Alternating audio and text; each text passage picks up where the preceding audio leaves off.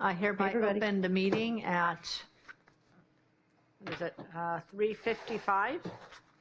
And I would welcome a motion to accept the, roll call first. Yes, please, roll call first. Trustee Valdez? Present. Trustee Markey? Present. Trustee Williams? Present. Trustee Sparks? Here. Trustee Shaw?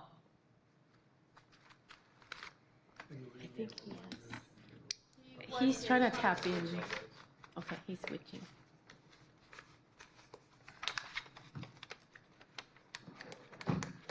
We'll add them later.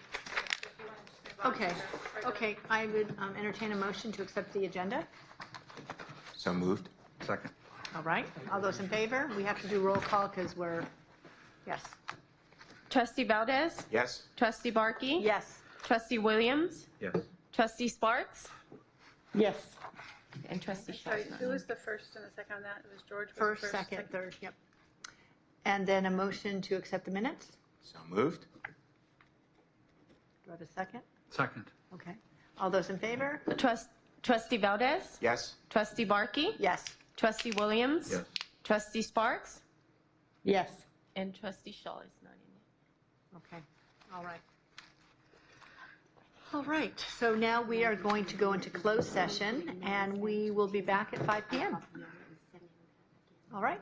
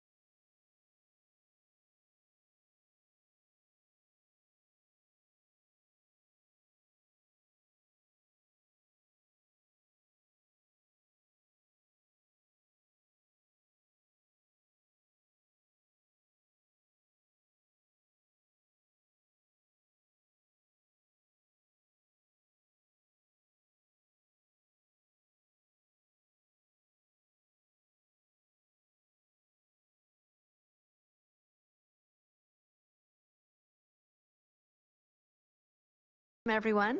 So glad to see so many smiling faces. We don't have an invocation this evening. Is there anyone in the audience who would like to do an impromptu invocation? The first person to volunteer gets to do it. Come on.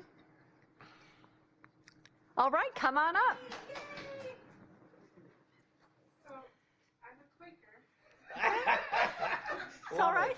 Love it. And in Quaker tradition, we would just have a moment of silence, and then we would speak out of the silence if you felt led. But I'll just say that I hope that everyone feels protected and safe and blessed this evening as they work to go through all the work of being a county district and school districts, and as we work to educate our children. And then if you join me in a moment of silence.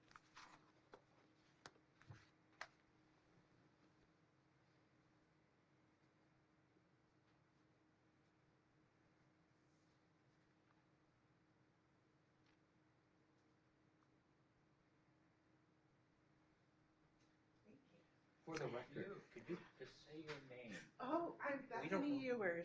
Okay. Where are you from? I live in Huntington Beach, and Okay. I work for Suncoast Charter School. Okay. And I practice as a Quaker. Our meeting house is in Costa Mesa. Nice. So, yeah, I'm headed to Quaker Craft Night after this. Well, thank you, Bethany. We appreciate you coming up here with hardly any notice at all. You did a great job. So, all right. And next, we'll go to the Pledge of Allegiance with our Chief of Staff, Dennis Cole.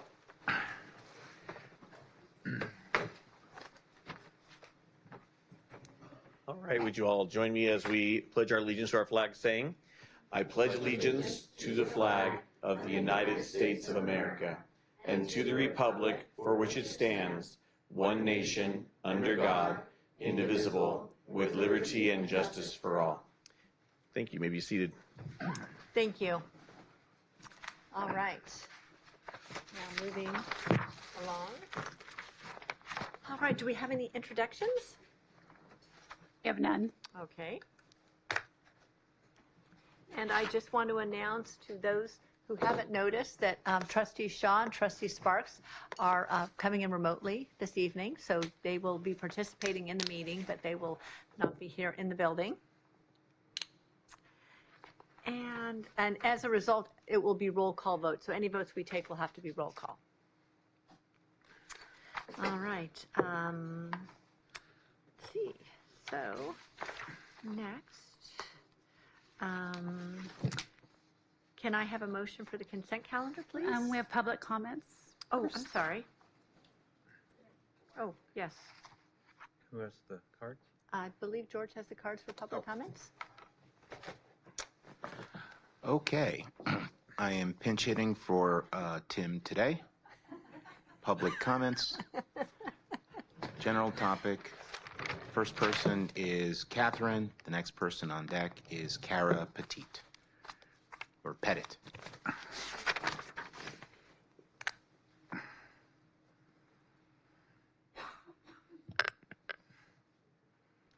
Good evening. My name is Catherine Liu. I'm the Association President for Access and Connections. At the last board meeting, I spoke about my concern that it took the department 10 months to provide a school calendar for the upcoming school year. Tonight, I want to talk about another issue that reflects the same pattern, S1S MOU. For many years, I supported the S1S program while serving as a TOSA at the Access District office. My role included helping develop curriculum, supporting implementation, and providing training for teachers. During those years, I repeatedly heard the same explanation whenever questions arose about delays in finalizing the S1S MOU, that the association was the reason it had not been signed. So as a TOSA supporting the department's work, I always wonder about that. This year, I had the opportunity to see the process from a different perspective. As an association president, I decided not to wait until the last minute. Instead, I reached out to Human Resources and initiated conversations about the S1S MOU in February. We wanted to be proactive. We wanted to avoid annual scramble. We wanted to ensure that teachers had clarity and that students would be served without uncertainty. Yet here we are. Program is scheduled to begin in just 2 weeks, and we still do not have a signed MOU. That raises an important question. Why? This is not a new program. The department has operated S1S for years. Every year, program begins July 1st. Every year, educators step up to serve students during the summer. Every year, district rely on access to provide these services. And every year, program serves more than 12,000 students. The timeline is known, staffing needs are known, operation requirements are known. So why? This is not simply an issue of paperwork. It's an issue of planning, communication, and respect for the employees who make this program successful. What concerns me in this situation is that it appears to be a part of a larger pattern. First, it took 10 months to produce the school calendar. Now, despite beginning discussion in February, we're approaching the start of a major summer program without finalizing an agreement. These are not unexpected events. These are routine responsibilities that occur every year. The educators of Access and Connections are committed to serving students. We continue to show up, adapt, and do whatever is necessary to support students in Orange County. We ask only that the same level of urgency and commitment be demonstrated when it comes to planning and decision-making. Thank you. Thank you. Okay, the next person up is Kara Petit, and Heidi Gasca is on deck. With the MOU, what is taking so long? I started with Access in October of 1998 as a paraeducator at the La Habra site. I've taught at other day schools besides La Habra. I've been at Fullerton site, the old Glen Oak site, which became the Anaheim North site. I was at Otto Fisher. I became a teacher on special assignment for science. I am now back in the classroom, which I love, and I've been here so long. Walking in the door, I knew these were the students I wanted to work with. Their perseverance, their creativity, their adaptability, their courage, their joy at achieving their goals. It energized me to provide my students with rigorous academic opportunities and a safe space to thrive. But when I'm not supported, my job is harder. When I need to fight for our contracted COLA, it's frustrating.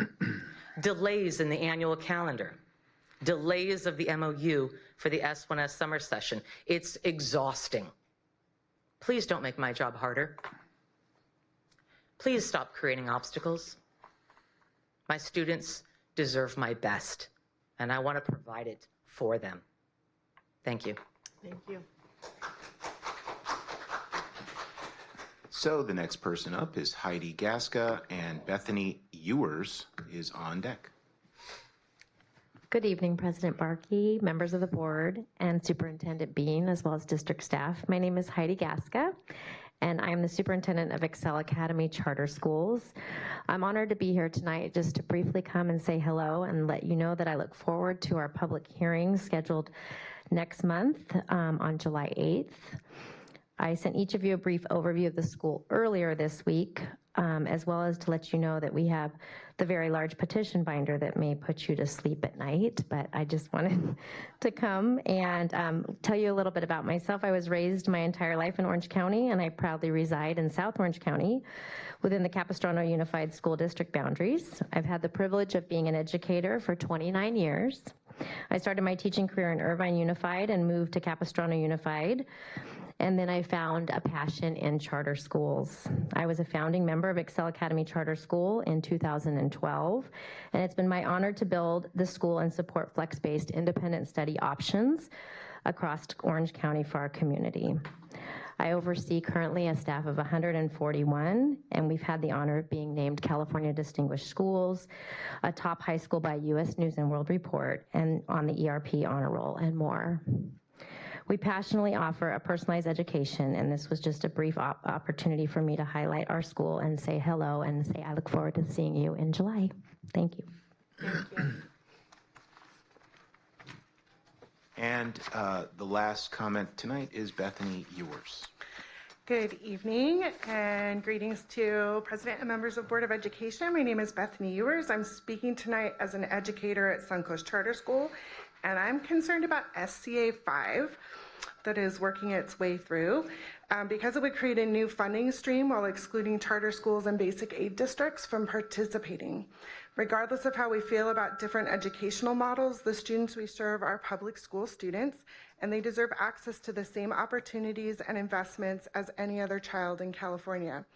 At Suncoast, we serve families across Orange County who've chosen an independent study and homeschool-based public education program, and these families pay taxes and contribute to their communities and deserve to know that their children will not be left out of future investments in public education because they didn't attend, simply because they attend a charter school or basic aid funded districts. So I respectfully ask that you oppose any proposal that excludes those basic aid districts and our charter schools from educational opportunities funded by California taxpayers. Thank you.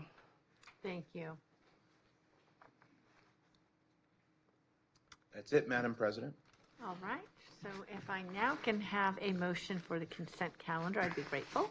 I so move. Second? All right. Baru, roll call. Trustee Valdez? Yes? Trustee Barkey? Yes. Trustee Williams? Yes. Trustee Sparks? Yes. Trustee Shaw? Yes. Okay, great. And are there any charter submissions? We have none. None. Okay, great. And next is item 6. Thank you, Araceli.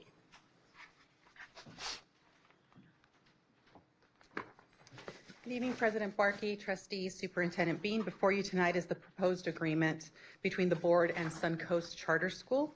Following approval of Suncoast Charter School, the school reviewed the standard agreement and submitted a redlined copy of the changes that they are requesting. We've carefully reviewed each of those changes. Most of the revisions are clarifying in nature, and they don't materially alter the board's oversight authority or the school's obligations under law. However, staff does not support the proposed reductions to the insurance requirements that are contained in Exhibit A. Specifically, the school has requested lower coverage limits for general commercial liability, professional educators' errors and omissions liability, sexual molestation and abuse coverage, and excess umbrella insurance. In reviewing the school's request, staff consulted with guidance from the Alliance of Schools for Cooperative Insurance Programs, or ACIPs. ACIP's recommended insurance standards for charter schools are generally higher than the coverage that's required in the current MOU.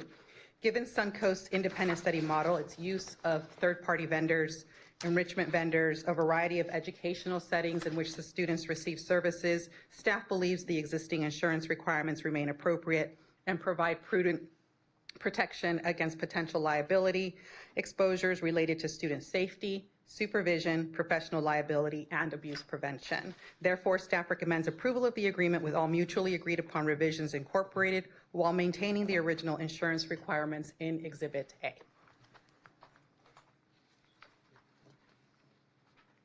Okay, thank you.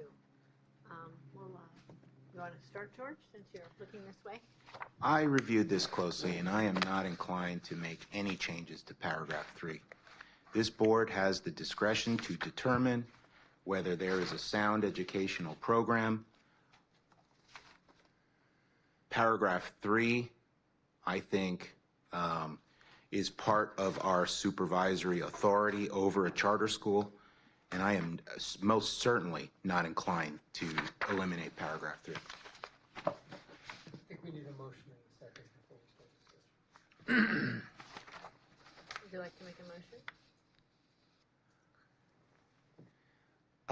Let's see, I guess my motion would be to decline all changes. Okay. I'll second it for the sake of discussion. I'd like to learn more about your perspective, sir. All right, so you want to move on to Dr. Williams? Do you want to give us your thoughts?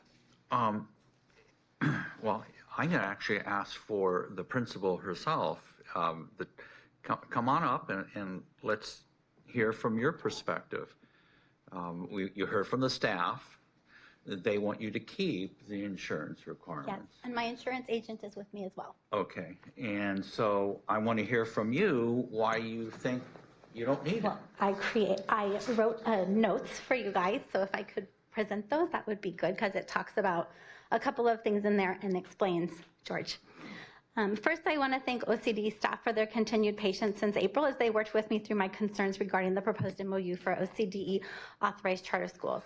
I understand the reasons for having a single MOU for all charter schools. However, one of the strengths of charter schools is that each school is unique. So different schools may require different agreements based on their educational models and operations. During your last meeting, Samuel A. Charter School raised similar requests to amend its MOU, and the board approved those revisions. Likewise, several of Suncoast requested revisions are reflected in the red line version before you tonight, including changes to the legal action notification requirements and board training provisions. We appreciate those revisions and collaborative process that led to them. I would like to respectfully ask the board to consider a larger question. To my knowledge, neither the Charter Schools Act nor the Education Code requires a charter school and its authorizer to enter into a separate MOU governing school operations. Our charter petition was reviewed, vetted, and approved by this board. The charter itself already establishes how our school will operate. In addition, we are subject to all applicable state and federal laws, oversight requirements, audits, reporting obligations, public meeting laws, and accountability measures.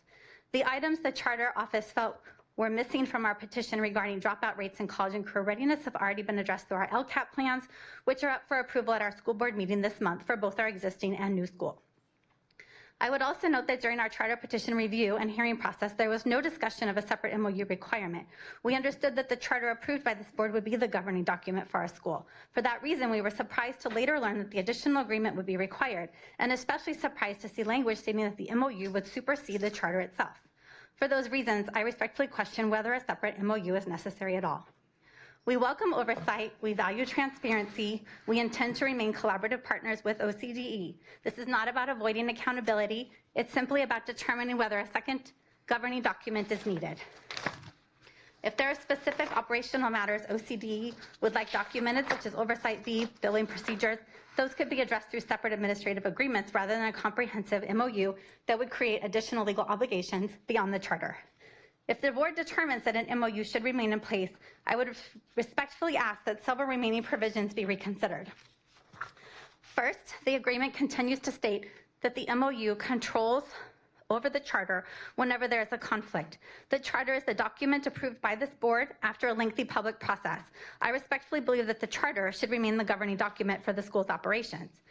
Second, the indemnification provisions remain one-sided. The charter school is required to indemnify and defend the county office, superintendent, and board, but there is no reciprocal protection for the charter school.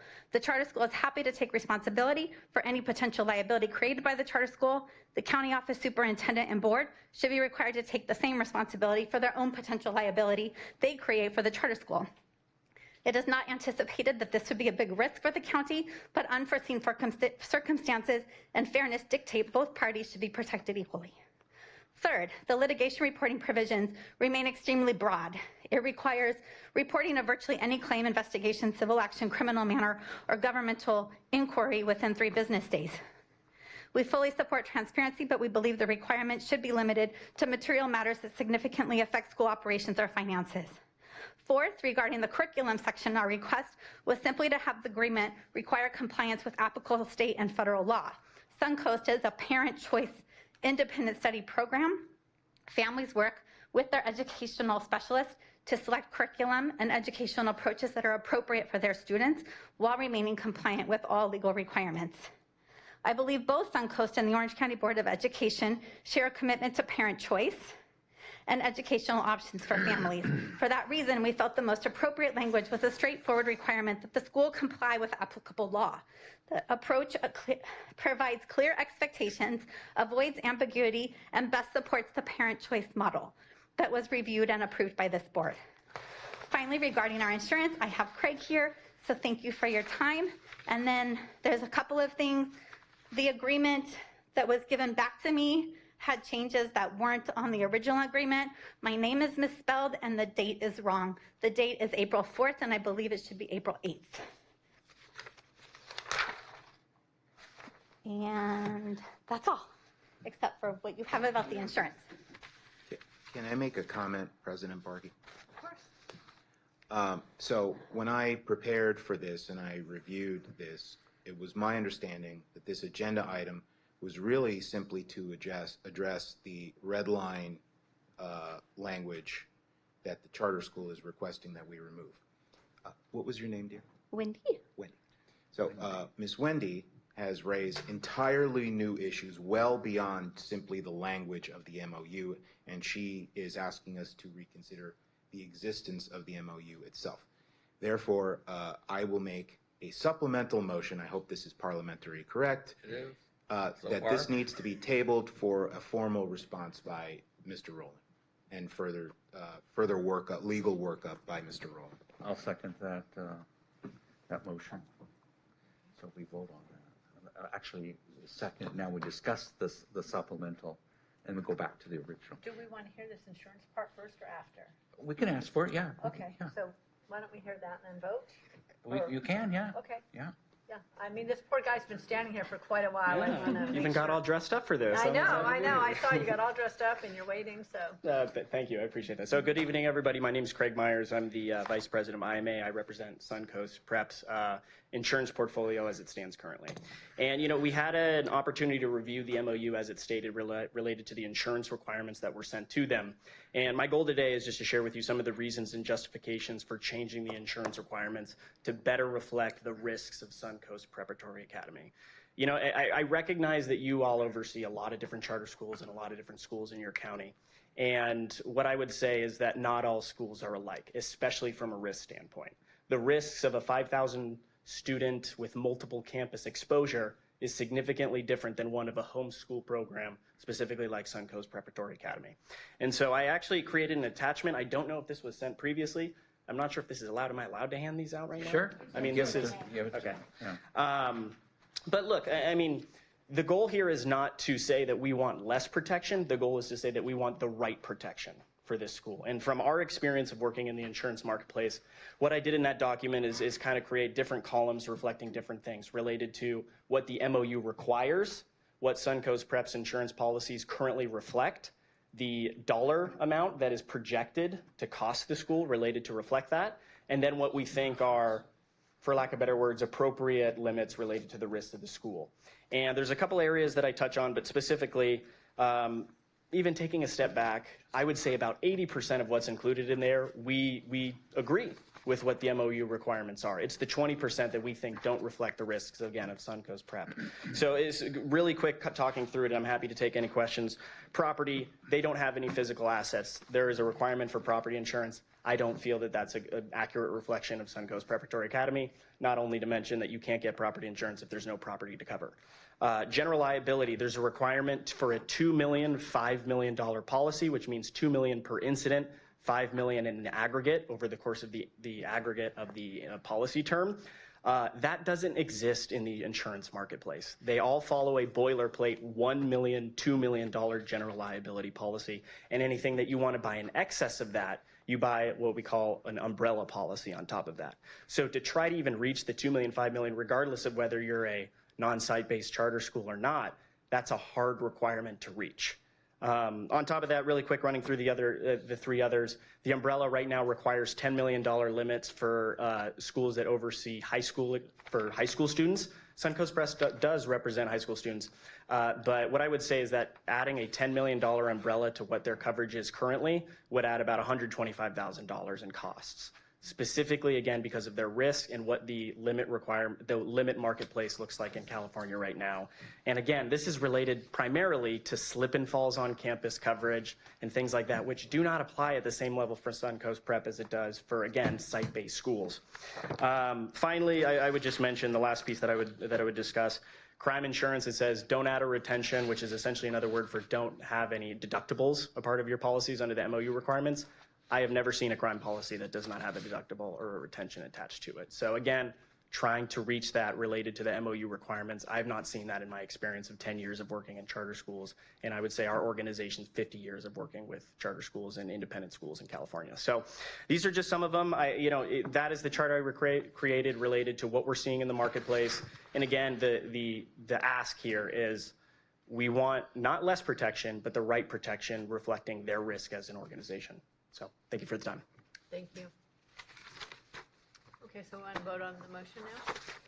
Or more discussion, or you want to vote, or what? I have more questions. Okay, go ahead, please. So we approved the charter. That was back in April, was it? Yeah, April 8th. And we talked about the MOU that we were going to complete. And this is the MOU that came from that decision in April. Is that correct? We did not talk about it, but yes, it did come after that decision. Okay. Araceli, I asked you.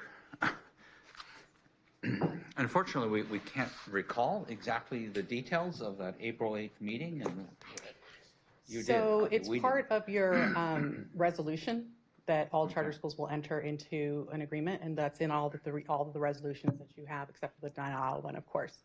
It's in the two resolutions. Either you enter into the standard agreement or you enter into an agreement that addresses the conditions that the board has agreed to. So one of those two will happen if a school is approved. Right, so there were no conditions. You guys approved the charter without any conditions. Without any conditions. And so then the approval resolution states that they will enter into the standard agreement. And so this is the default agreement that we use for all charters. Right, the unredlined. I Yes, it's see. the one that we use for all So- charters. So to say that the charter wasn't aware of this is not accurate. It was in our resolution. Right, right. It's the resolutions in the board packet that's posted 72 hours before your meeting. So Okay. all of that is And included. Araceli, her prior charter had an MOU also, right? Correct, but that was not signed by Wendy. That was signed by the prior executive director. Okay. So that helps me to set up what's happening. Thank you. Okay. So now getting back to Wendy. So you may not have known, but there's an MOU every time we approve a charter. But what I'm hearing from you is that the MOU language may not be appropriate for Suncoast. Yeah, it's a that boilerplate MOU a true for all of the generalization? charters, yes. Okay, so, which brings up another general policy question, governance position. Maybe our MOU should be specific for each charter, because your particular needs are very different than, let's say, the other charters that we have. Some are school-based, and maybe they need the different coverage here. By the way, your name is what again? Craig. Craig, that's an easy name to remember. It's my son's name. You did a very good job. Again, without spending too much time, I think this is very thorough. I like it, how you did in the Excel spreadsheet. You gave a lot of information, so thank you for that. Because I know insurance needs are different for you and your school. So perhaps we need to, George, relook at this. So I thought Craig's arguments were very persuasive as far as, not requiring a property policy for a school that doesn't have any property. You can't get that, right? Right. And the other issues regarding the umbrella, I'm not that well versed in insurance coverage issues like I'm sure he is. But they sounded, he certainly sounds like he's done this before. So my proposal again would be to take the statements that Craig has made, have the staff review the transcript, and then create a reply. I don't think Araceli was aware of those arguments before today. Or was she? We are aware of the arguments. We don't agree. Okay. Can I ask a question? Just listening to Craig, if I understood correctly, said that these limits aren't available in the market. If that's so, do our other... How do the other charters? Well, can I just say something? Absolutely. So they may not be aware, I actually have been a board chair for the School's Excess Liability Insurance, JPA, for the state for multiple years. There is insurance coverage. We not only went through ASCIP, who is our coverage and covers charter schools, we also went to CharterSafe, who covers the majority of charters. I do not agree with Greg's assessment on many of the items. Craig, sorry. There is, and I would say the liabilities that we were asking for are way below what CharterSafe and other agencies say. Even as a homeschool, I can name cases for you of outstanding liability that not only the charter school, but the county and the authorizing agency faced. And so I understand from his viewpoint, but I'm telling you from understanding insurance very deeply and other insurance things, I don't necessarily agree with that. And I can What back what that up about with the, what about the property issue? It's not, we didn't ask for that. Oh, you didn't ask for property insurance? Okay. It is in there, and it covers, we're not just talking about a facility. We're talking about all of the property of the organization. So this is an independent study program, computers, servers, anything like that. I mean, it's all, if they do end up, they've asked this board for the permission to open resource centers, desks, furniture, all of that is property of, so if that building burned down, so it can be, and it does, they put a little line there that says if they have a facility, we probably could look at that potentially, or have those limits reduced if they don't have, but it's not just about a location, it is about the property. Every school has property. Right, okay. And it's replacement costs of the property they're talking about, so. So what Wendy is objecting to is red lined out. Is that correct? Is you don't want that language in the MOU? Is that correct? Correct. I see. So everything in here that's redline is in our other MOUs. Is that correct? Correct. And what's highlighted in red, whether a line goes through that or whether it's added, that's what, Wendy, you want to change Right. the MOU to. And some of that went back and forth with our attorneys as well. And so we, kind of negotiating back and forth what we were okay with. And like we said, we are okay with the majority of her red lines as far as our office. Okay. What we were not okay with only in the exhibit is any reductions of those numbers. So that's where we're not okay. It's just any number that's reducing it from 2 million to 1 million, or that's what we're not okay with. Gotcha. All the other red lines, our office is okay with, pending whether the board agrees or Wendy? not. I got a question for you now. On page 3, paragraph 3, a lot of what this board believes in, you redlined out. Tell me about that. I also agree, but running a parent choice public charter school with students that might come to us, dealing with some of these situations, they might need different supports than our more conservative parents. I can tell you right now, there's just no way.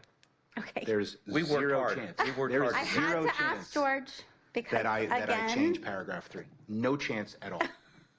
There are certain, I'm very laissez-faire. I don't want to oversee the charters. You guys can, I want you to do what you do. I'm not a professional educator. I want you to, but there are certain red lines that I will simply not support. I will not support a charter that engages in that, in the things outlined in paragraph 3. I simply won't do it. I understand your perspective, but I had to ask because, Okay, again, our parents choose curriculum. So getting back down to the basics of what you don't like in the MOU, are we now, Araceli, talking about just the insurance numbers? Is that it? We're not involved, for the record, in any of the negotiations back and forth. So when we get this document, we don't know the context of what's going on. That's Right. why all these questions. There was a few versions that went back and forth, and this is the version that our legal department, the language that continued to protect the board and the department, yet also met her needs, how we needed it. And so there was some wordsmithing that happened. Any of the changes that you approved for Samueli, we've also incorporated into this because we said that those would move forward. The board does have, different tweaks to the standard agreement for just about every school, right? Some don't like certain language, some want certain things changed, some want dates changed, things like that. So there are this isn't a different process. We do go through this process quite often, but we don't really get anyone asking for a reduction in insurance limits. And so when we saw that, we decided, it'd been a couple of years since we'd looked at those limits. We really doubted that we were going to get a response back from any insurance company that said these should be lowered in this day and age, right, of really high cost litigation. And so we decided to go out and look. And what we found is that we're probably missing some insurance that we should have that has to do with, I'm trying to remember, it was kind of like the AI and, cybersecurity, things like that. We don't have cybersecurity in this current agreement because it just wasn't something we looked at 2 years ago, but we should absolutely be looking at it again. So if anything, not only would the limits potentially go up, but we probably would be adding additional insurance the next time the board looks at this agreement. Brand new. And most of our other charter schools, when we've asked in the past, they usually have more insurance than this.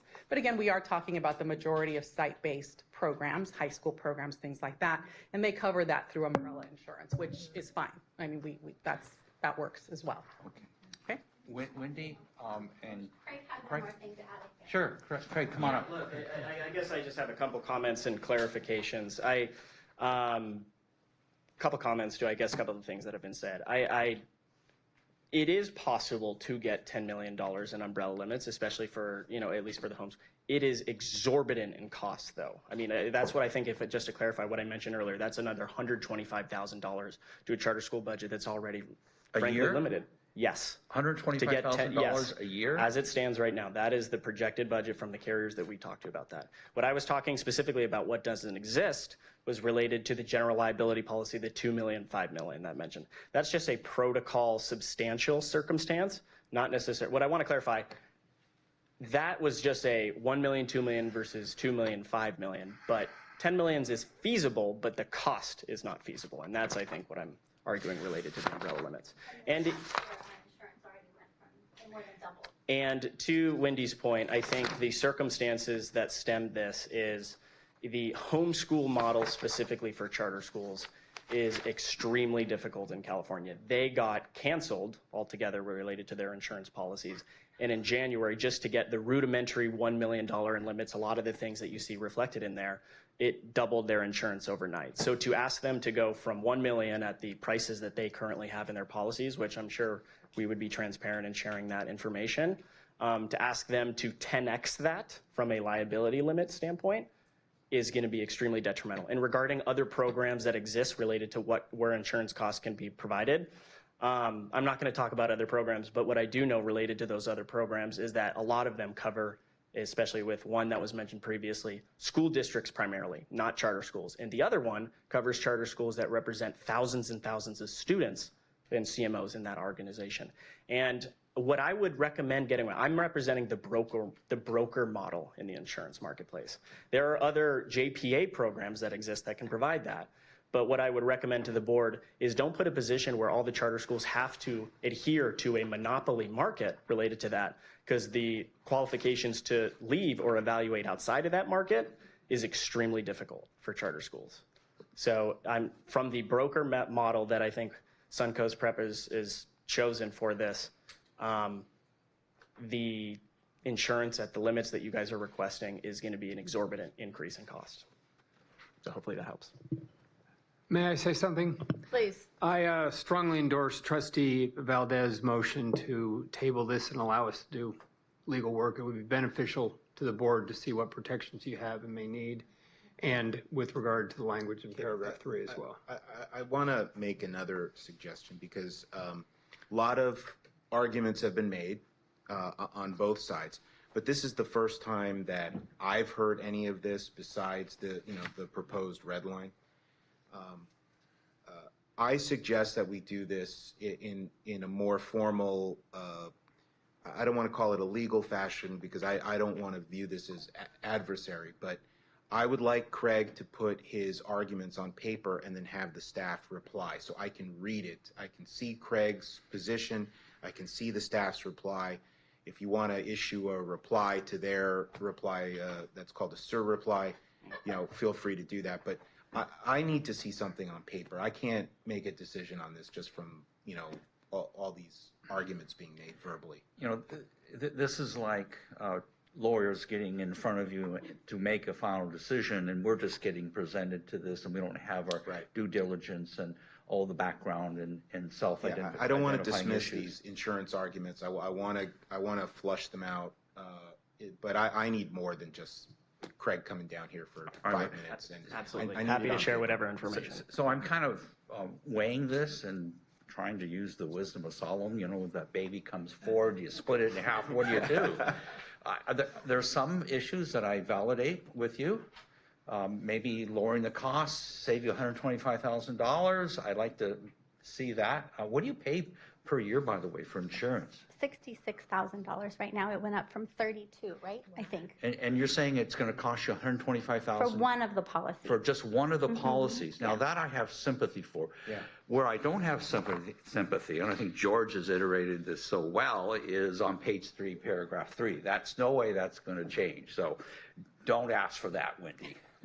It's not changing with me. I told Troublemaker you you I are. had to ask on behalf of my parents who make educational choices for their children. Okay. Do Dr. Sparks and Tim have any thoughts on the matter? We are ignoring you out there. Sure, I'm fascinated by all of this that's been presented to us, and I wholeheartedly agree with George and Ken about, I need to see line item what's going on here. I can't just have oral arguments presented out of the blue. So I agree we need to deep dive into this issue. I want to have a really good understanding of what's out there, what the increases are, what's possible. Are there differences between, the online or non-property charter schools? Do we need to make an adjustment along those lines? This said, I'm a big proponent of making sure that we have proper insurance. So that's going to be real important for us to sort out. And until I have more information, as George indicated, in written form, with all the arguments laid out, I feel like I can't make any kind of informed decision. And yeah, I thank you for that, Lisa. I totally agree. I was just going to say something, but Tim, you probably wanted to say a few words before I talk about parliamentary procedure. Say a lot of words. No, Ken, I'm dying to hear about the parliamentary procedure. I guess my comment was, as we were talking about this, I was thinking about, I've had experience being on city council, the sanitation board, the transportation board, and I think in each agency there was a time where I reflected and thought about, I wish we had a better insurance policy for this because some issue had arisen. So I am a big proponent of insurance policies, but I hadn't thought a lot maybe in the time I've been on the Orange County Board of Education, in a model where you have the student at home, if something were to happen, an injury or something, is that just on that family's insurance, or where does the school's liability come in?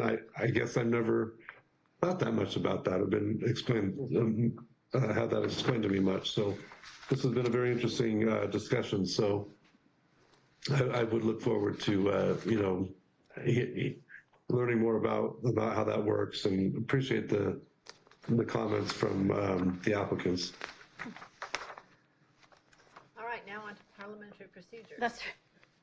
So I think, George, what you meant to say was lay on the table to bring back rather than amending an motion.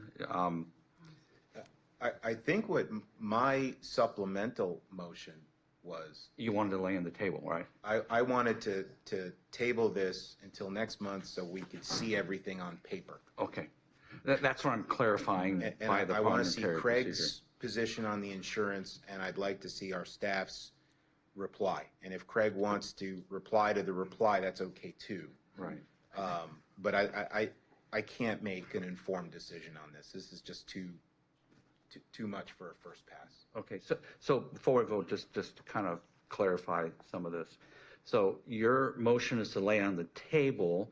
We're going to vote on that, and then that's going to go to Greg and Renee. Who's it going to go to? Who's Greg? We'll take care of it. You'll take care of it, and then you're going to, obviously it's laying on the table, so you can bring it back at the next meeting or whenever. We'll get an analysis to the board on each of the issues. Okay, so it may come back in July, it may come back in August, we don't know. When is that okay? If you don't have an MOU, you're not required to do all these things? I think she'll be happy. Well, I asked to not have an MOU, so I would be happy, but no, let's work it out. I mean, Araceli and I have been working really hard on it since we got it in April, and they've been very collaborative. Okay, you have to have an MOU. Okay. Okay, so don't argue with us, you have to have it.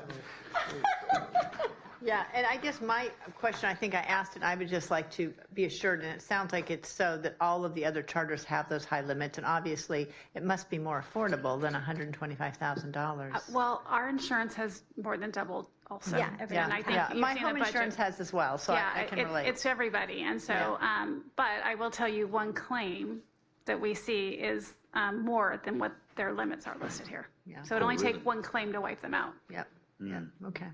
All right, well, I look forward to further meetings where we'll discuss this again. Thank you for your time, Wendy, and thank you for your time, Craig. We appreciate all the information and more to follow. We have to vote. What, oh, we need a vote? Okay, go ahead. Vote on Do the you want to motion to repeat the take. We have a motion? motion and a second on the table. Okay, Motion to lay it on the table until we have further research. Right. Okay, That was George's motion, I seconded it. okay, perfect. Okay, Drew? Trustee Valdez? Yes. Trustee Barkey? Yes. Trustee Williams? Yes. Trustee Sparks? Yes. Trustee Shaw? Yes. All right. That was a lively discussion. Thank you, Wendy. And now we'll move on to number 7, and I believe that is mine. So I will just, this is a resolution to commemorate and celebrate the 250th anniversary of the Declaration of Independence and the birth of the United States. So hopefully nobody will argue. This is an easy one. Thank you, thank you, thank you, thank you. Okay, so are we, any discussion, or are we ready for a motion? Mary, did we fix the language that we needed corrected? I think there was Yes, it's been typos. corrected for the one online and then the Yes. formal one. Yes. Yep, I have the corrected Great. one here.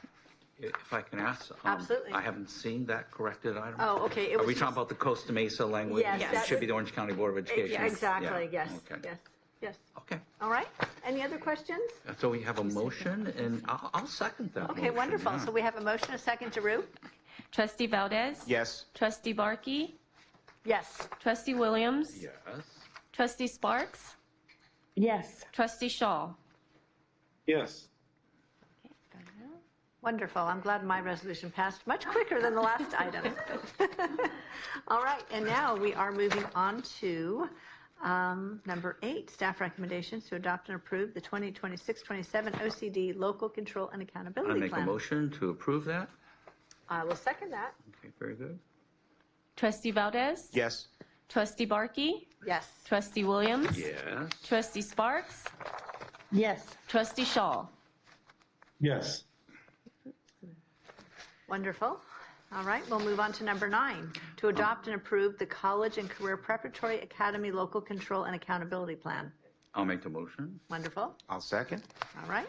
Trustee Valdez? Yes. Trustee Barkey? Yes. Trustee Williams? Yes. Trustee Sparks? Yes. Trustee Shaw? Yes. All right, wonderful. On to number 10, to approve the annual County School Services Fund budget of the County Superintendent of Schools. I'll make the motion. I'll second. And I have a couple things to say. Please. I want to thank Dr. Bean and the staff for making this process so smooth and easy compared to the past years, and many of us know the battles and conflicts and challenges we've had. It's been really nice having this be so calm, cool, collective mind, and a similar spirit. So with that in mind, those are my comments. I want to say it's just nice not to have a combative atmosphere on something like this. Exactly. To be able to talk it out like adults is really, really refreshing to me. I would agree. Any comments from afar? Totally agree. All right. And by Tim's smile, it looks like he agrees as well. And let's thank David for what you've done to present the information clear and concise. A little bit long at times, but you did a good job. Concise but long, I like that. Okay. Trustee Valdez? Yes. Trustee Barkey? Yes. Trustee Williams? Yes. Trustee Sparks? Yes. Trustee Shaw? Yes. Okay, now on these next 3 items, there's no board action, but we'll receive the California School Dashboard Local Indicators, Orange County Department of Education Schools and Programs, Access, County Community Access, Juvenile Hall, OCCS, CHEP, PCHS, and Connections. And because there's no action, I'm just going to read each one and we'll just, so noted. All right, and number 12, again, no board action is to receive the California School Dashboard Local Indicators College and Career Preparatory Academy. And third, no board action, number 13, is to receive the Orange County Department of Education Annual Summary Report. All right, moving on to number 14, to approve Resolution 18-26 in accordance of regulations required under Prop 30 and 55 regarding the Education Protection Account proposed and expenditures. So number 14, that is brought to us from David. Is there any comments or questions? I'll make the motion. Okay. We need a second, but I'd like David to come up afterwards. Okay, I'll go ahead and make the second on that. And David, if you would join us for some questions, that'd be great.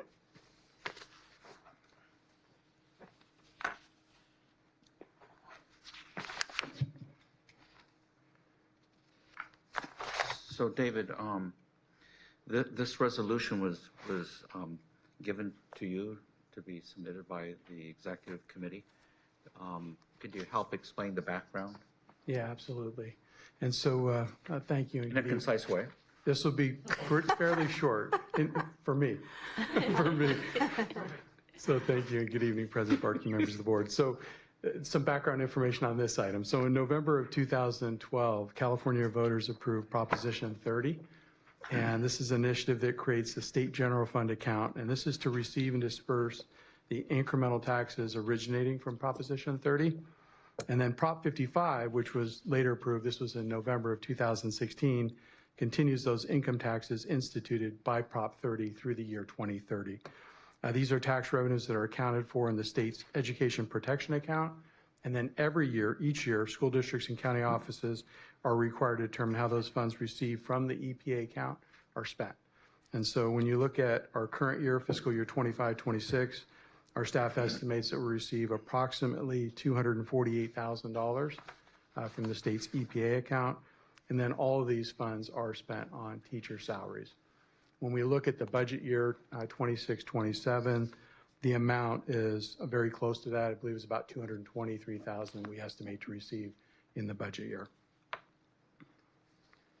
Okay, so basically Prop 30 and Prop, what was it, 55, $248,000 we're getting into our education protection account, and all that money is going to teacher salaries. Is that correct? That's correct. Okay. Does the average person know that? You know, average business person in schools definitely knows that, but I'd say the average person, no, they don't know that. You know, that Prop 30 came into play when we were coming out of the Great Recession back in, 2012-13. They were looking for a way to be able to continue to fund schools at the levels that they need to be funded, and that's how this sort of all came about. It was one of those things that they wanted to make sure schools were funded at the levels they needed to be, and this was the maneuver that came up with. And these funds that we get from this EPA, they're a part of our teacher's salary, and we gave them, how much was the raise with the last bargain? How much did we get? It was for the teachers, it depended on what step they were on the salary schedule. So I think it was the first step, second step, and well, the first step was, I believe, 10%. The second step, I believe, was 6%, and then the next three steps, 3, 4, and 5, were 5% increases. And then we picked up the increased costs in health and welfare benefits as well. And then for the current year, there was also an increase as well. So these funds go to help It will go decrease that. Correct. Okay. That's all I wanted to ask. Okay. So we're not voting in favor of these propositions, we're just acknowledging that the money's going to teachers, okay. All right, so we have a motion and a second, I believe, and we can go ahead with the roll call. Trustee Valdez? Yes. Trustee Barkey? Yes. Trustee Williams? Yes. Trustee Sparks? Yes. Trustee Shaw? Yes. All right.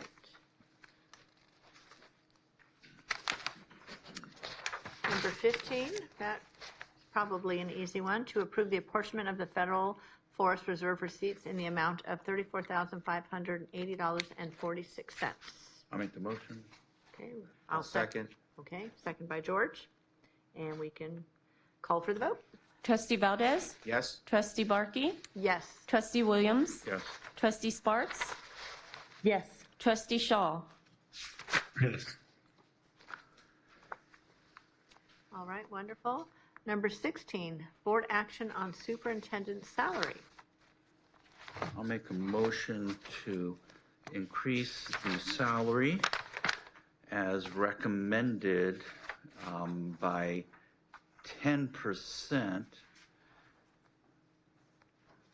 And that'll keep our superintendent within the top third of comparable counties and the other districts of our size. All right. I will go ahead and second that motion. Can I ask a question? Absolutely. I wanted to be reminded how longevity works and what constitutes that. And I should have asked earlier, but I see that's part of the compensation overview. I just wanted to be reminded what that looks like. So the longevity is based on the years in the educational system. So it's not years that he's been superintendent for us, it's years in his career. Right, which is the same as our senior management receives. May I also make a comment, if I? Of course. Yeah, when I saw that, I said, no, I really want to encourage this board to consider that at average, the teachers receive 5%. So I'm looking to just 5%, not 10%. So, and if I could kindly disagree, because the survey that you see in front of you is based on data from 25-26. It doesn't include increases that are going to come forward for 26-27. And so the teachers did receive the salary increase of 5% last year. You did not receive a cost of living last year. You only received what the board gave you. And so in consideration of looking at that, salary will fall further behind in the studies because they're all going to get a salary increase for 26-27. And so the 10% got him within that amount. They're all going to move up based on whatever their salary increases are. So does that make sense? Mm-hmm. So that the board just knows that I'm okay with 5% right now, and you can discuss this further in the future, but I really think. I like Dr. Bean's position. If the teachers are going to get 5%, then. Well, but the teachers are also receiving a cost of living increase. We've already negotiated a 2.87. We are in the middle of looking at what the cost of living increase, because it's unclear what the governor's going to sign. It's so great. So, because there's some. But Dr. Bean is standing here saying he only wants 5%. Dr. Bean welcomes dissent among his staff. I have a question, Renee. So what I just heard from you is that this data is based upon 25, 26, and Correct. 26, 27 hasn't come out. Correct. And so when that comes out, even if it's 5%, he's still going to be in the lower Yes. percentage. Yes. Okay, so maybe the 10% will be, which I'm hearing from you, is going to be matching what is expected in 26, 27. Is that correct? Okay. So. Can I chime in a second? Of course. Yeah, so I wonder if maybe we do the 5% and the cost of living 2.87%, because, you know, that would align with what Dr. Bean is comfortable with. That would align with the cost of living increase that's already been approved. And then, you know, next year, when we have more data, we can add to that. If, you know, I don't know, something to consider rather than just going for the 10% if that's something that people are uncomfortable with. So Lisa, does that mean a 5% Plus the 2.8, which would be basically 8%. Okay, so 8% increase. Is that what you're saying? Yeah, because then we're addressing this cost of living adjustment, and the 5% that Dr. Bean has indicated would be the same as the teacher's increase. And then next year, when we have this additional data, if we need to make some additional 2% adjustment, we can add that in next year. So can I just make a Yeah, friendly Renee, I want to hear thing? from you. Because we do, the teachers are the 2.87, we know for sure. There is other language that we are waiting for the governor to sign, which could increase that depending on what it ends up being. Right now, there's an extra percent that currently they're saying is not part of the COLA, but both the Assembly and the Senate have put in their proposal to have it as part of the COLA, and so we're unsure. So I would just say that if you make the motion, it should be the same cost of living increase that other groups receive. So that way, if it's higher, he would get that same benefit. That's fair. And that's fair. right Then around why the don't we- 10%. Can we do that? Then can we do that? Can we say, we're going to do the 5% to match what the teachers got, and then we'll do whatever this amount is, if it's above 2.87, whatever it is, that we approve that same amount, so it's fair. George, are you okay with that? I'd like to hear your opinion on this. I think this additional COLA, if I'm not mistaken, the governor called it like a super COLA, but then he said it's for disability payments that he's requiring the districts to cover, additional disability payments. So it sounds like there's language in the Assembly and the Senate that is different from what the governor has actually said. So, I mean, on this, like, he called it a super COLA, but until he actually signs something, we don't really know what it is, and we don't know how much it's going to be. So, I mean, I'm fine with just saying whatever, the teachers get in Dr. Bean will get, and I'm also fine with the 5% because Dr. Bean, that's what he asked for. So I'm okay with it. I'm Okay. Lisa, Tim, are you guys okay with it? Yeah, I think if I understand what we're okay with at this point, can someone clarify? Well, yeah, that's what I'm trying to do is clarify. So it's 5%, Lisa, that you recommended, plus adding the COLA, whatever that may be. Currently, it's 2.7. It may be more, Renee? it's 2.87. 2.87. Right. So I think using the language that whatever the cost of living increase that other groups receive. Okay. Yeah, that sounds fair. Okay. And we're So, expecting that to be close to 5%, which would get us to the 10% that. Essentially. Probably closer to 9. Just under it. okay, so to be specific, so we're talking about 5%, because I have to make a subsidiary motion for our parliamentary orders. And are we sure we don't want to just go with a straight 10 to get him to where he should be and it be clean and easy and simple? Then we always have this COLA issue. I think we should keep them separate.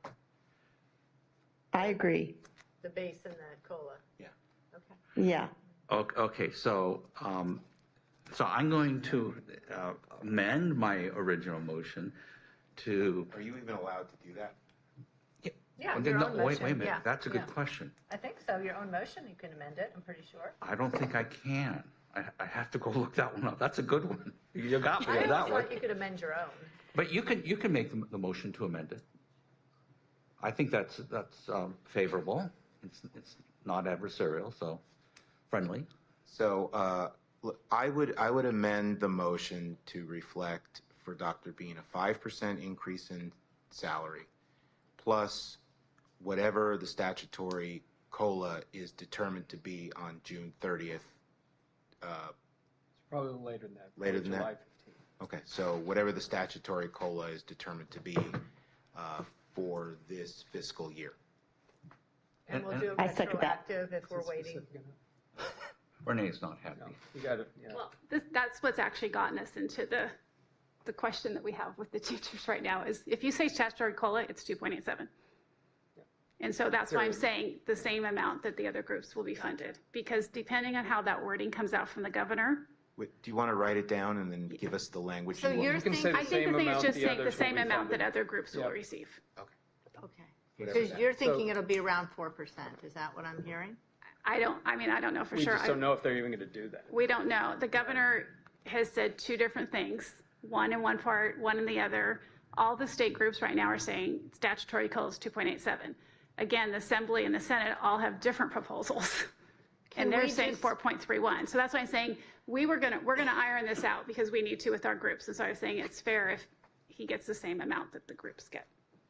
Okay. So you have to make the motion. Just one more thought here. So he is still below where we feel he should be. Well, that's up to you, but the data, somebody who immersed themselves in this data some years ago, Okay. this is conservative data. This is what's going on now. All these numbers are going to move in a year. So we could elevate the salary 10%, and next year he's out of the top third. There's 3 interim superintendents that are making more than him in Orange County. So, but somebody, I hear you like the idea of a raise and a COLA. What about if we did a 5% raise and a 5% COLA to bring him to where he should be? And then next year, we can relook at. We can't make our own COLA. We can't? No, Oh. that's why Oh, gotcha. Renee's saying Okay. we don't want to make any Okay. problems with Gotcha. his Okay. other staff members. Okay. Yeah. Whatever our teachers get in their COLA would be what Dr. Bean gets plus the 5% in straight salary increase. That's your motion, I'll second. That's my that. motion. Okay, that's a subsidiary motion, so we vote on that, then we go back to the main. I'm ready. And I second it. Okay. Are we voting on the amended Yeah, we- motion? Trustee Valdez? Yes. Trustee Barkey? Yes. Trustee Williams? Yes. Trustee Sparks? Yes. Trustee Shaw? Yes. Okay, so now we go back to vote for the main motion, which is the raise. You have to vote down the 10%. Oh. So now the subsidiary we vote. motion Oh. raised If you or lowered want. it. Yeah, And so that's what we have to vote on now. So now we're voting on the raise. the Right. 10% raise. No. The raise in total? He changed my motion to 5% and whatever our other teacher Okay. groups get. So that amends the primary motion that I made. So now we go back to the primary motion and we vote on that. Okay. I'll go over it with you. What was the Legal primary? counsel. Yeah, so now the 10% is removed because the subsidiary motion changed that. Okay. That's what a subsidiary motion does to the primary Okay, so motion. now you're just voting to actually give the increase. Exactly. Got it. Okay. That's, Got it. that makes Okay. sense. Roll call. Trustee Valdez? Yes. Trustee Barkey? Yes. Trustee Williams? Yes. Trustee Sparks? Yes. Trustee Shaw? Yes. Okay. Okay. But he did it 10% in the original motion. Item number 17 is board action on notice of intent to revoke Explore Academy. Araceli, do you want to come in? Thank you.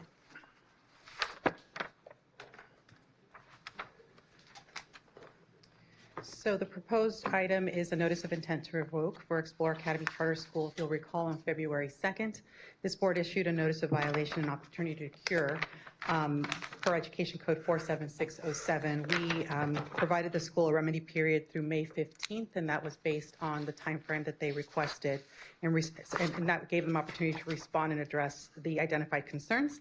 We reviewed their response and materials, and based on that review, staff recommends the board approve the proposed notice of intent to revoke. We've provided you with that analysis. Approval of this item would not revoke the charter school. Rather, it would continue the statutory process that we're under right now, the revocation process. So if you approve it, the board will hold a public hearing on July 8th, where the school will be able to come and address this last, the notice that you will be issuing, if you want to issue it today, the notice of intent to revoke and everything that's in there. So they would have that opportunity on July 8th, as well as having a public hearing. And then after that public hearing, the board can take action to revoke or decline to revoke the charter school at that time. And just for the record, the original letter went out in October of '25, is that correct? The original notices to the school, yeah, they've had multiple notices. I can't off the top of my head remember the dates, but I'm sure they're in this packet that we've given you. And then the final intent, the final notice of violation was on February 2nd, and that was after, I believe, 3 notices of concern regarding their finances. Okay, and as I recall, the primary reason why they wanted more time was to get their numbers up? Their for enrollment students? numbers, that's correct. What are they at? They are, well, it's interesting because obviously school hasn't started, and so a lot of them are families that have submitted applications or partially submitted applications, things like that. But it looks like they're at about 100 and I believe it was 5 students or 103 students is what we had. And then in the last few days, our understanding is that they've gotten that number up to 110. But again, we don't know how many of those. When we called a few of the families just to verify, so about 25% of those applications, and most of them said yes, we filled that out. But of course, it's a charter school, right, a school of choice. And so we did have some families say to us, I filled out multiple applications, I haven't decided yet. And so it's not that these are for sure enrolled students yet, it's just that they have this number of interested families, which is not quite what we were looking for, but at least it gets them close to that number. But since then, of course, there have been issues with their facility and other things that have come up that you'll see in your Araceli and report. Greg, I have a question. So we're mid-year, we're in the summer, no one's committed to the school yet. I don't want to say, let's read the writing on the wall here, but I think the question I have is, if we vote yes tonight on this notice of intention to revoke, would it be appropriate that that notice be sent to all the families in that school? So what I don't want to have is the same situation that we had with the prior charter school that we had to close down a few years ago, where I was really concerned that we were going to have a school closing in April, before a June graduation. I mean, that's what we don't want. And, the numbers that you are outlining in this agenda item are at best really bad. And Yes, even with so the question I have that is, minimum enrollment, it's pretty bad. as far as fairness to the families who may not know that we are even talking about this tonight, should they be notified of this? Well, I think that's under this process, that's what the public hearing is about, right? And so it's for the families to have that opportunity to come and talk about why they want to have, whatever it is that they want to express. What would probably happen at that time too is you probably have some families who say, not interested anymore. And that's the situation we sort of try to avoid with this process, but sometimes How it's soon unavoidable. are we going to have this public hearing? You said July? It's July. It's the next 30 board meeting. 30 So days. it's 30 days from when we issue this notice, right, which would be, it has to be done within those 30 days. So that would be the July meeting. And then at that meeting, you will also take a vote on what you want to do. And that's a little bit of a compressed timeline only because for the reasons that you're stating, we want these families to have the opportunity to enroll elsewhere if they need to before school begins for most of these districts in August.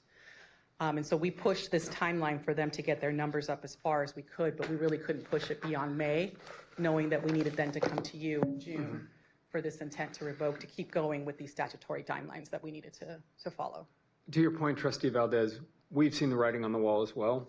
We were trying to not put our finger on the scale with their enrollment, but we have already started looking for alternative places for the students to go if necessary. Yeah, that was the next comment I was going to make is, the same thing we did with, what was that other? Unity. Unity. So the number of returning students that have agreed, that said that they're going to return is obviously a much smaller number than this group that is saying, we potentially want to attend this school. So that's a condensed number. I don't even know if that's 70 students. It might So be the 70 or 80. retention is not good. As far as kids that are there, they're not saying they want to come back, or they are? Most, they do have a group of students coming back, Okay, but then, okay. Obviously some move on. Of course. Dr. Yeah. Vina, I think that if things go the way they are looking like, we need the staff to be ready, the day after this public hearing to start calling families and making sure they are not only aware, but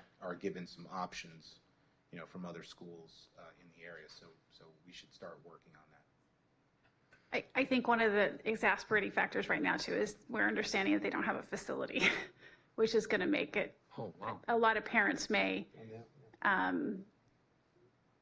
deselect the school just for that reason, so. This is the first I've heard of this. So they tell us lost more. their Prop 39 in Orange.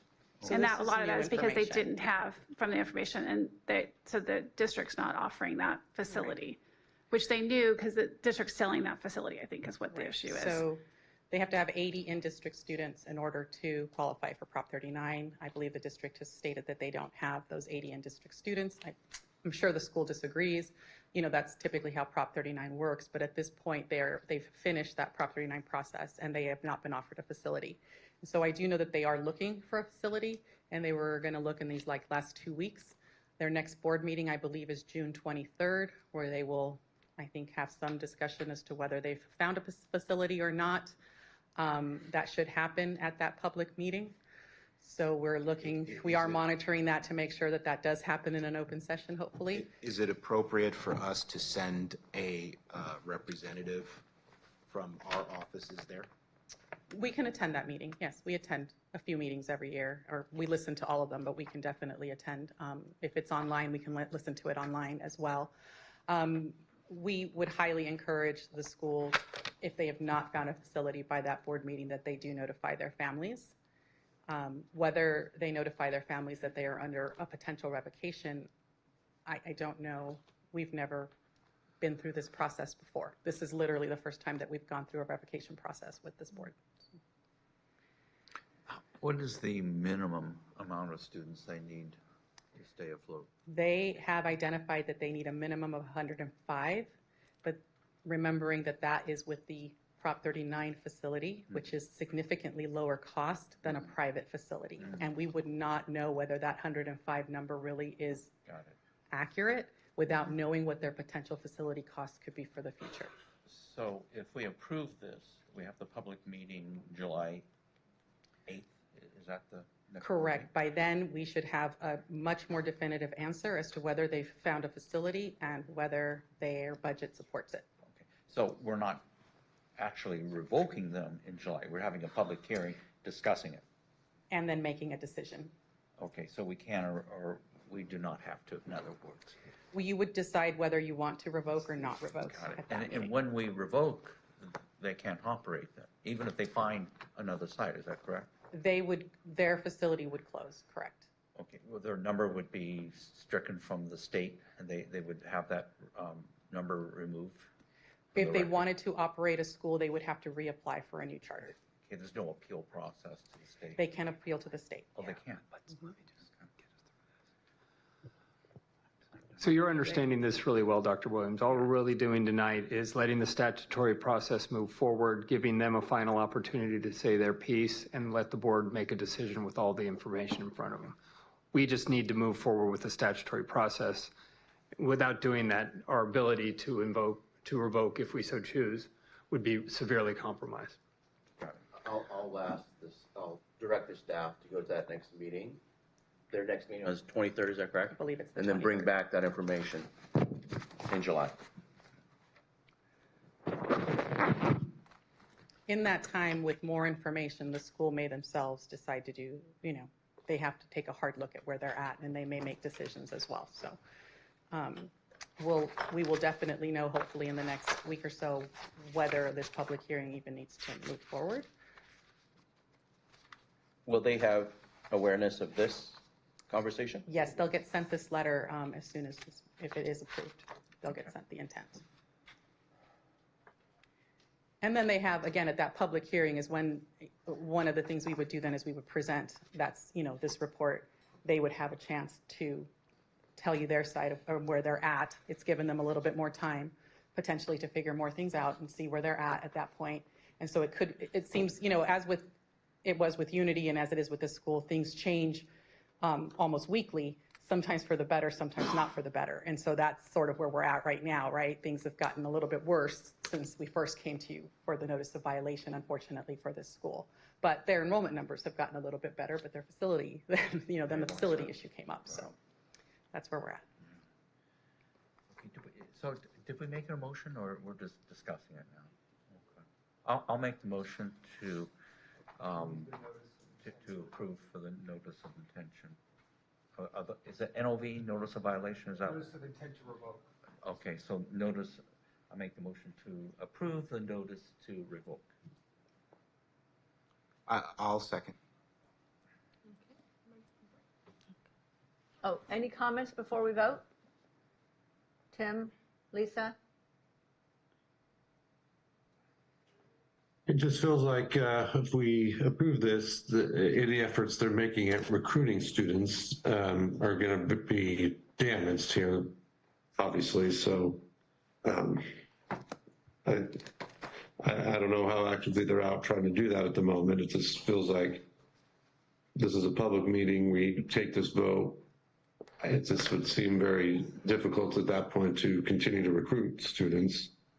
But So, I guess that's. Tim, just to let you know, the reason why we waited so long to issue the notice was waiting for them to get their enrollment up to a number that they thought could work. They have barely gotten that, and so I think, I'm not sure by having more time, it really changes it for them. I understand. Yeah, they lost Prop 39, so if they get a property in the next week or two, it's probably not going to be justified in their budget. Right. Yeah. Trustee Valdez? With a heavy heart, I will vote yes. Trustee Barkey? The same for me. Trustee Williams? Heavy heart and spirit, I vote yes. Trustee Sparks? Same, I vote yes. Trustee Shaw? Yes. Okay. You know, before we go back to information items, I want to go back, sorry, I apologize, to number 7, the 250th. You know what, Renee, I realized the last paragraph, I believe that should be that the Orange County Board of Education, not just Orange County.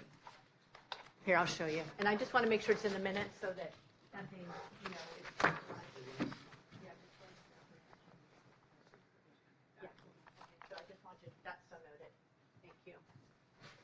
We will make those corrections when it's sent out. Thank you. Thank you. All right. Moving to information items. Okay. Communication, information, salary increases over 10,000 in accordance with Ed Code. So, let's see. So you're just letting us know that. And that's behind this tab here. Does anybody have any comments? Want to... Do we have an audiologist on staff? I think we might have 3 or 4. Oh, really? Mhm. Okay. Mostly with the deaf and hard of hearing program. With the Oh, two. yeah. Okay. That makes sense. Okay. Any other discussion? It's just information, but anyone want to discuss it further? Okay. Then we'll move to the announcements. Superintendent, please. All right. So first thing I want to introduce is our updated logo and brand mark. So let me tell you what triggered this was that if you look at the right logo on the bottom there, we had to decouple the Orange County Department of Education circle, or whatever you want to call it, away from that logo so that it actually could be a favorite icon on a browser or an Apple app, things like that, because when you shrink it to that size, that small size, the logo on the left doesn't make sense. So as you can see, we updated the logo, a little bit of changes in that the mountain range used to be higher on the left versus higher on the right. We switched it because of the viewpoint of those mountains. So those are Santiago mountains. It used to be from the viewpoint of Riverside. So from the viewpoint of Riverside, you would have the mountain peak be higher on the left. But since we're viewing it from the Orange County side, that peak and mountain is on the right. And so we made that small change. And then as you can see here, also we changed the color. So we have the California gold and this deep blue. So this is the new logo. Looks purple to me. It's nice. Is it purple? Well, that's because yeah, it's blue. This is because of the LCD projector. Behind you, though, you can actually see it. Yeah, it's true. George, Much right there. bluer. Better. It's bluer there. That's blue. Yeah.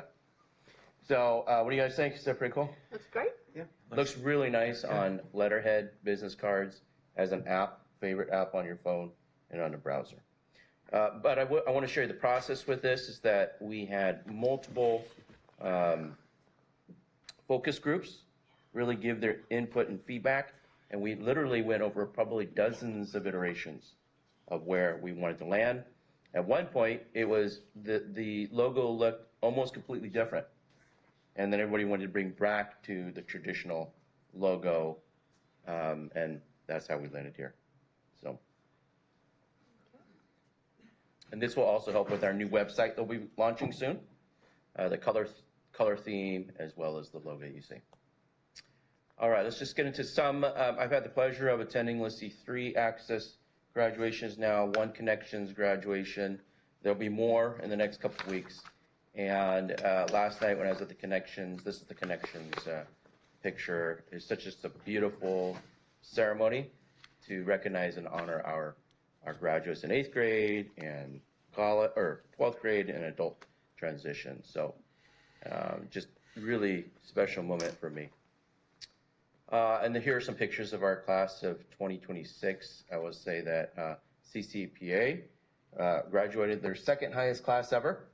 Their 1st highest class, I believe, was in yes, let's give them a big round of applause. And I understand that was partially because of us approving the new requirements, which Yes. made it more accessible to more students. I was there, as you can see on the stage, and it was amazing. It was Yes, it was beautiful. I had to attend another graduation at the time, so I couldn't attend this one.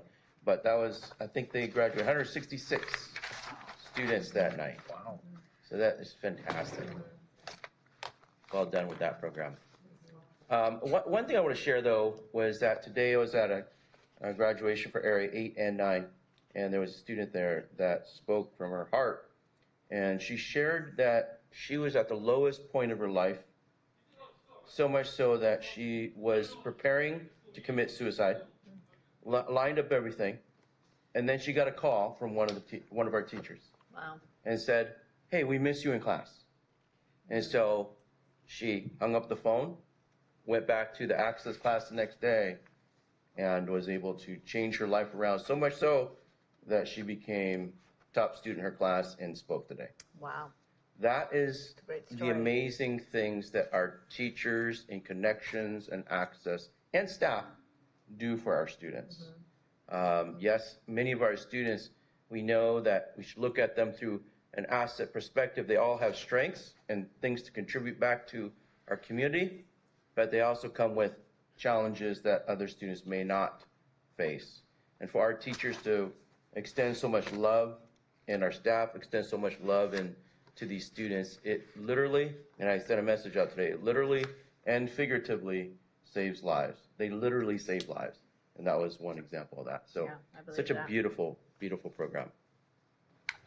All right. And then just really quickly, excited to share that as a part of the USA 250 celebration that we're doing, we were able to bring the contestants and or the entry, student entry, whatever you call that, applications into this competition. And a couple weeks ago, June 6th, we awarded Ella Wu the grand prize, and she's going to be invited to perform her actual song that she wrote at the July 4th Spectacular done by Pacific Symphony. Wow. Amazing. So if you guys want tickets, let us know, because Scott he is coordinating all that to go to that if you'd like to watch this student perform. We may want her to come to the board meeting to perform. Yeah, that song. absolutely. Yeah, let's invite her. So Absolutely. would you like that? Yeah, would you guys Renee, like that? would that be possible for that July board meeting? July 8th? Yeah. After that performance, she'd come in and perform her song that she won for. So it was a great competition in partnership with USA 250, led by Joellen Chatham. Right. We had several teams that did very well in the National Pentathlon in Orange County. So as you can see here, from McGarvin Intermediate School as well as Gordon Betty Middle School as well. Very proud of their achievements there. So we'll end it with that, just as a reminder that we do this work for what you see there, those students. And proud of the work that we as adults in Orange County Department of Ed, Access to Connections do to support our students across Orange County. All right. Renee? So we have, our next board meeting is on July 8th. The submission deadline is June 24th.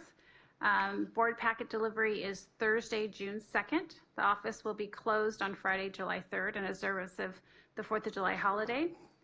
And I think you said June 2nd. She meant July. That's July, right. I'm Yeah. sorry. Yeah, she meant Yes, I did. I knew what you meant. I went backwards, July 2nd, yes, thank you. And that's all I have. Any legislative updates? Nothing? Okay. Can I ask one thing there, Mary? Of course. We had a public comment about SCA 5. I thought maybe, Greg, can we double check with he group about that bill, and maybe we take a position on that, in, if appropriate, in the future? I have a meeting with them tomorrow. Perfect. Okay, so I think it was, she said Senate Constitutional Amendment 5, if I got it right. Yep. Great.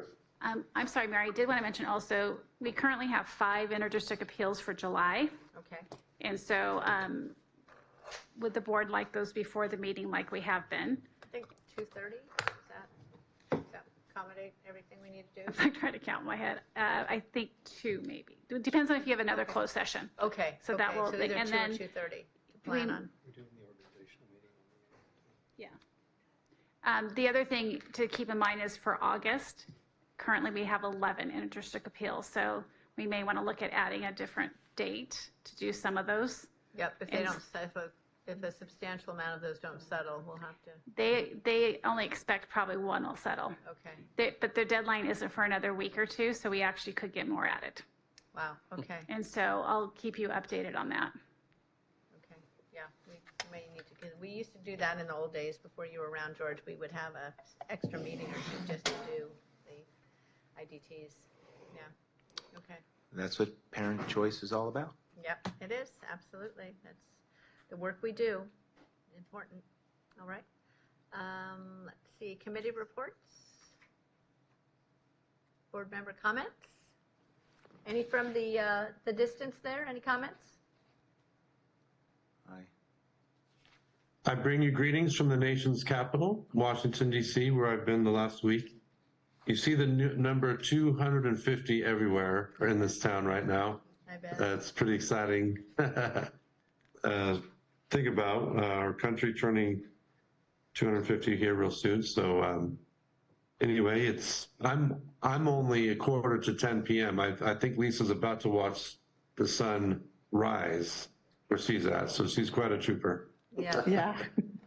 Yes, we've tried to move along so you won't be up for breakfast. We're hoping you'll get some rest before breakfast there. Anything to report, Thank you. Lisa? No, the G7 Summit was here very close to where I'm teaching my travel course. So we had a few traffic issues for an excursion, but all is well. All is well. Anything to report? Well, I have a comment. So we had some teachers tonight making a public comment. And, you know, unfortunately, this is the first time I'm hearing this about an MOU coming in late. Is this something? Yeah, that's being worked out between HR and the union right now. So we have a class that starts in July? No, not a class, but classes. Classes? Called S1S, yes. And the teachers want their contract sooner, quicker? That's Is correct. that what's going on? That's correct. So they're working that out, and they're negotiating back and forth on that. How soon do you think we can get this to them? Renee, do we know? I'm guessing this is a planning issue, like they want to know that they actually are working during the summer? Well, it's more than that. It's issues within the contract itself, like in terms of number of students, et cetera, et cetera. There's a lot of fine details that need to be ironed out between the two parties, our organization and the union. All right, well, I guess I would just ask Dr. Bean that we prioritize. We're 2 weeks out. Prioritizing it. Yes, we're prioritizing it. All right. I will, I'm just going to comment, I'm excited for you, Tim, that you're saying all that Fund 250, because I love all that stuff. That's super cool. I've had a great time these last couple of weeks going to a lot of graduations. Last night I was at CCPA, and just such a moving graduation. I always love it. I was at Sunburst with you last week. I was at Skyview, which was another really moving graduation with 5 incredible students who all spoke. I went to Los Alamitos. That's always interesting. And went to Learn for Life, went to Sycamore. So I've been to quite a few, and it's a fun time of year, busy time of year. And Dr. Williams, do you have anything? I don't know what happened to Dr. Williams. All right, well, I guess that's our part. We do need closed session, though, before we close out. The report out from closed session number 1, the board met with council on a matter of potential litigation and gave direction to council and staff by a vote of 4-1. Voting in favor was trustees Williams, Sparks, Barkey, and Valdez. I Trustee think it was not 4-1. It was 401. 401. 401, Trustee thank you. Shaw abstaining. Yes, 401. Closed session item number 2, the board had a closed session with the real property negotiator and gave direction on parameters of negotiation.